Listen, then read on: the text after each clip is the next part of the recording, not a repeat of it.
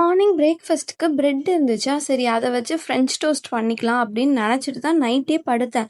காலைல எழுந்து காலண்டர கிழிச்சா, இன்னைக்கு பிரதோஷம்னு போட்டிருக்கு. பிரதோஷம் எங்க வீட்ல யாரும் நான்வெஜ் சாப்பிட மாட்டாங்க. எக்கு கூட சாப்பிட மாட்டாங்க. என்னடா பண்றதுன்னு யோசிச்சுட்டே இருந்தேன். அப்போதான் தெய்வம் மாரி எங்க அம்மா வந்து மொடக்கத்தான் தோசை மாவும், கூடவே சேர்த்து சட்னியும் குடுத்துருந்தாங்க. வசதியா போச்சுன்னு சொல்லிட்டு, அதையே வச்சு மார்னிங் பிரேக்ஃபாஸ்ட் சாப்பிட்டாச்சு.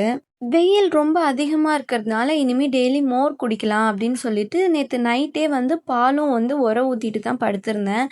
அது ரொம்பவே நல்லதா போச்சு. இன்னைக்கு தயிர் சாதம் செஞ்சுக்கலான்னு சொல்லிட்டு முடிவு பண்ணிட்டேன்.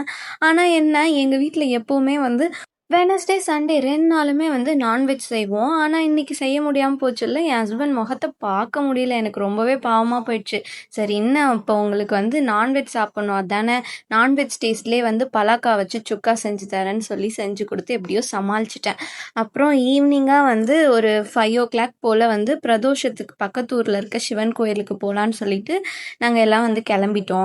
நான் எப்பவுமே சுவாமிக்கு வந்து அபிஷேகத்துக்கு வீட்ல இருந்தே பால் எடுத்துட்டு போவேன். ஆனா, இன்னைக்கு நான் போன நேரம் அபிஷேகம்லாம் முடிஞ்சு சாமிக்கு பூஜையே பண்ண ஆரம்பிச்சுட்டாங்க. எனக்கு ரொம்பவே கஷ்டமா போச்சு. அப்புறம் அங்கருந்து ஐயர்கிட்ட சொன்னேன்.